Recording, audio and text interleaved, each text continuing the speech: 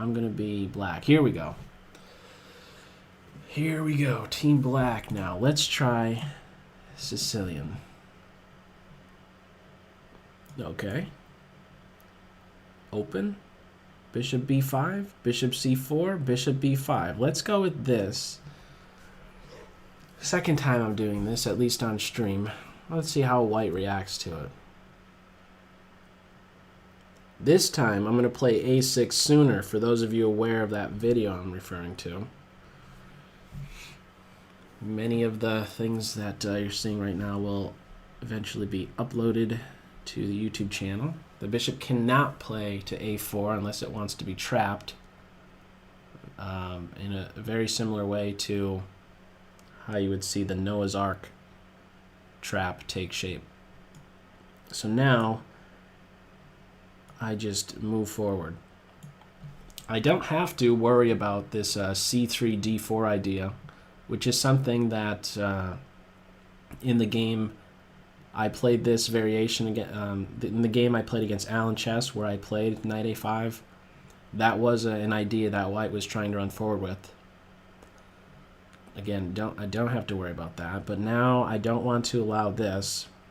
Now this knight move may seem out of play, but you'll note now that the c file has been opened, maybe he looks to get into c4. A typical idea is to get a knight onto this square, so maybe it turns out to be not so bad. And maybe this bishop is this idea. Well, this bishop took 2 steps to get here, so I think I'm doing quite all right now. I'm considering not knight f6 because of just e5, so I'm considering queen here, b5, bishop b7. Let's see, d6, b5, or queen c7 are my candidate moves. Queen c7 seems very flexible. I'm a little bit afraid of like knight moves here or something. I don't know. Or maybe I should do this. Yeah, let me do this right now. Queen c7. I'm neglecting my king side. This has my concern a real lot, because in just a blink, white is going to be castled. I am still 3 moves away before I'm castled. Many times just being a single move back from castling, if the position opens up, you could be in rough shape. I'm 3 moves back. Okay, a6, I guess, looking to just stop the pin. Okay, that's got to be what it is. Initially I thought it's to support b4, but that's just dropping the knight. So I don't have concerns about that's strictly preventative. So maybe before this bishop tries to get on this diagonal, I play b5, bishop b7. Let's go with that. Although, no, wait a second. Is there going to be a sack here?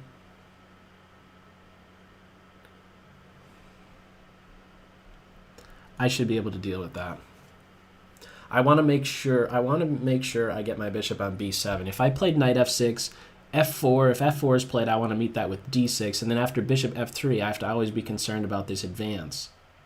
And you know, if I'm delaying this idea of going with my queen side, then you know there's this e5 advance hitting my knight and my rook. But now maybe I could get some more. Instead of going with this, maybe I could just get my knight out. Or should I just swing the back completely around here? No, I need to get a little closer to being castled. Also, another thing I want to point out is when I'm looking for chess quotes to kind of post to, not kind of, but when I'm looking for chess quotes to post to the Facebook page, one of them that I came across recently was one by Tal, something to the effect of like whenever he was something like when he sees when his opponent is still uncastled, he already regards that, or he regarded that as what? He regarded that as like a precursor for an attack. Yeah, he was always looking for something to really mix things up if his opponent was uncastled, and seeing that I'm still a couple moves away from castling kingside at least, it should certainly have my attention, and it does. But for right now, knight c4, he doesn't really have anything other than to just jump in here, and I can pick up the bishop pair by doing that. However, if bishop if knight here, bishop takes, queen takes, my knight gets kicked away, but maybe I'm quite all right with that.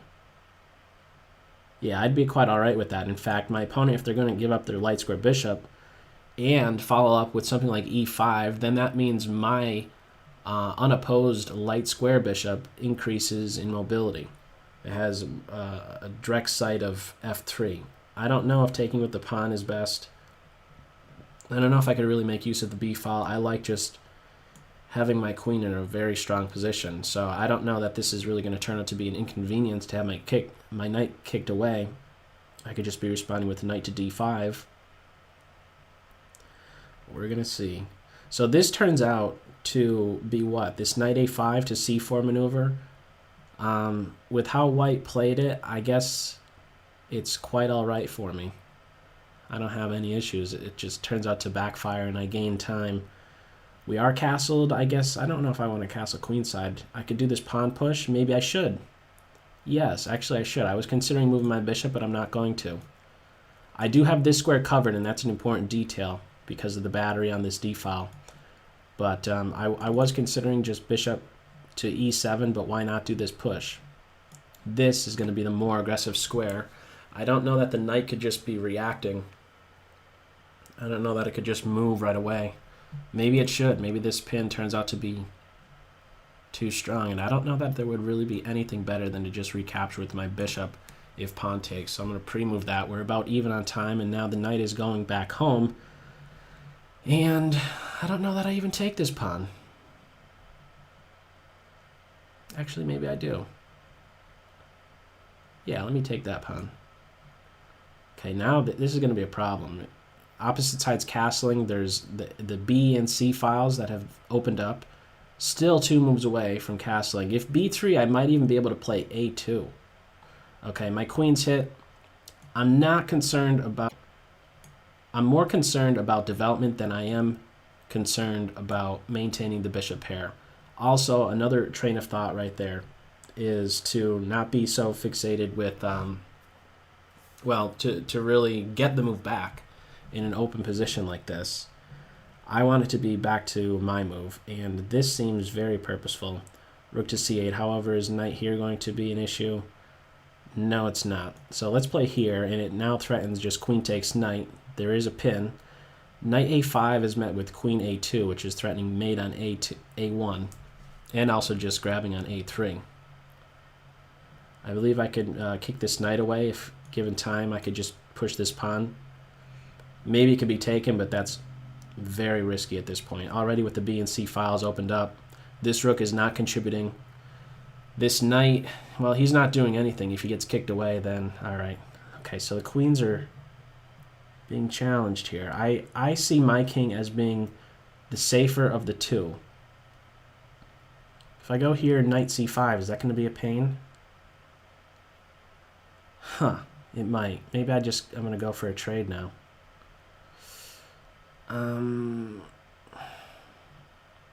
Let's go with this. I was for a while there. I was thinking that I had to move my queen or something. So okay, well, we're not going to have an attack. I was thinking this, but I couldn't work out the things with the knight jumping here. So I'm just going to take. Okay, this is getting crazy now. Let's see. Okay, and now. Let's do this. Pawn push, knight here. I want to get my knight here.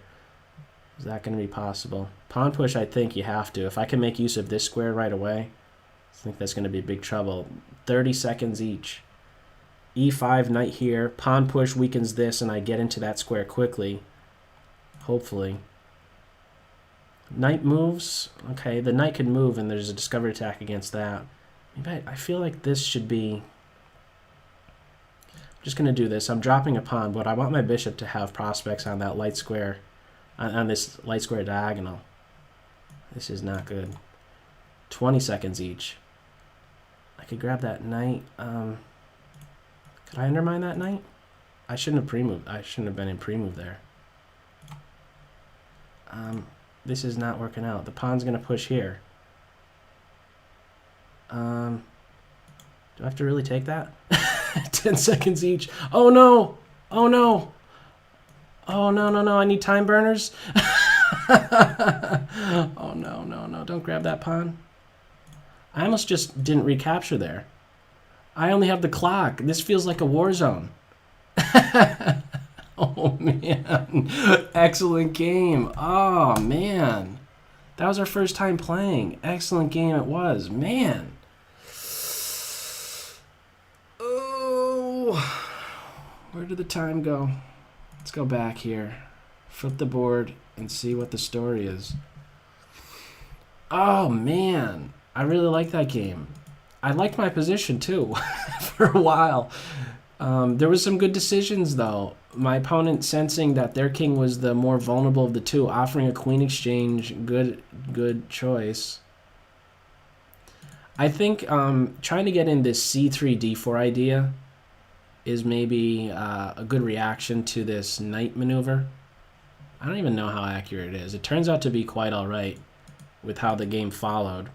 The bishop taking 2 steps again, just looking at tempos, b5, back to e2. a6 is a move I would play whether or not there's a bishop or a knight here. So we have an open position, and, well, I guess if there's I mean, it turns out to be quite all right for white. If I'm to make a suggestion, this a3 move I think turns out to not be a good idea. You know, just kind of fast forwarding quickly. Once you get to this point, there's no way, like just right here, maybe even me taking here was not a good choice, but just taking a snapshot of this picture, or of this position, something to avoid. It's just not a good position to be in. So I don't know about the a3 move is what I'm getting at. If you're going to do a3, maybe this is a way to view it. If you are to play a3, I think you should be...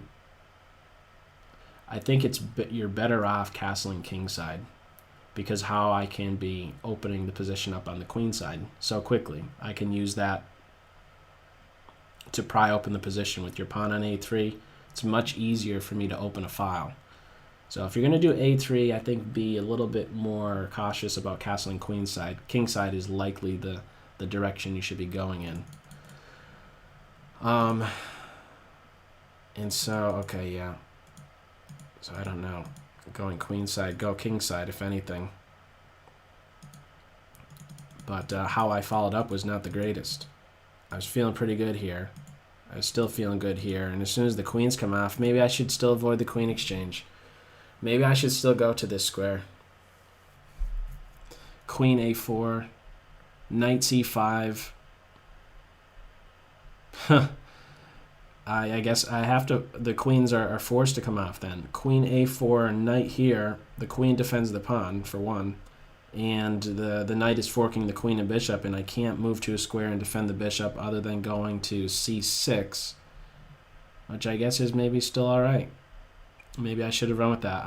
I should have gone with the idea of, okay, I have the safer king. I want to keep the queens on the board. I'm seeing still some attack against the king in some way, even though I'm having to meet counterattacking moves like knight c5.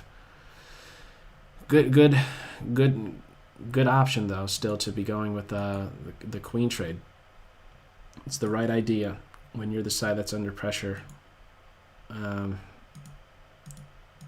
Yeah, I don't see an advantage at all right now.